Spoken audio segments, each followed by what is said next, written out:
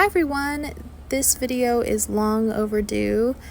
Me talking about one of my favorite roses in the garden. This is Fun in the Sun.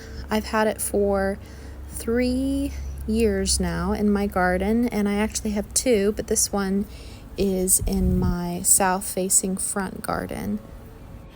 This clip was taken during the spring flush, and this year we had an exceptionally wet and cooler temperatured environment than we normally do, and so it really showcased some of the issues that Fun in the Sun does have, which is balling. Oh, I had hundreds and hundreds of blooms on it and had to discard a lot of them because of balling, but managed to get some of these blooms to open well enough to take a good video.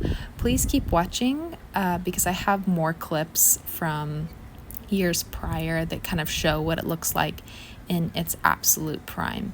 So I guess I'll start with talking about the negatives, which is balling. It definitely is susceptible to balling, and you can see a little black spot in this video.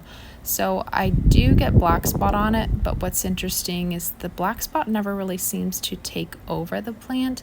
It just kind of hangs out. The plant doesn't really drop its leaves. It's really not noticeable unless you're up super close. So its negatives are definitely overcome by its positives, in my opinion. As you can see, it is a large shrub.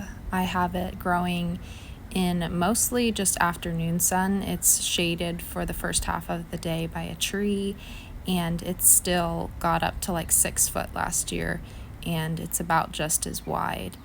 When it isn't exceptionally wet outside, the blooms are absolutely stunning and bloom in large clusters of just big, beautiful, fragrant blooms, and it takes the heat really well here in our 90, 100-degree summers. Even through the summer, it is a great rebloomer, though nothing compares to its first spring flush, but it'll have another really huge flush in the fall as well, along with intermittent blooms in the summer.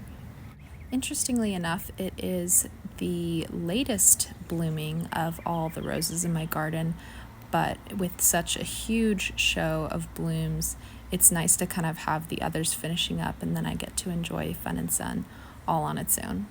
As you might have picked up by watching these clips, it has a huge variation of bloom color. It can go from pink to kind of orangish and pink to almost full light yellow depending on the weather conditions. I think it's beautiful no matter what color it's showing. I would say in the summer the colors are a little bit more vibrant, and in the spring more likely to have that light yellow color. If you're like me and enjoy cutting your roses and bringing them inside or making arrangements, I do love using this for arrangements, but its vase life is not the best, but I cut it anyway because it looks so pretty, as you can see in mixed garden bouquets. So all that to say, I highly recommend Fun in the Sun. It's one of my favorites. Please let me know in the comments if you have any questions.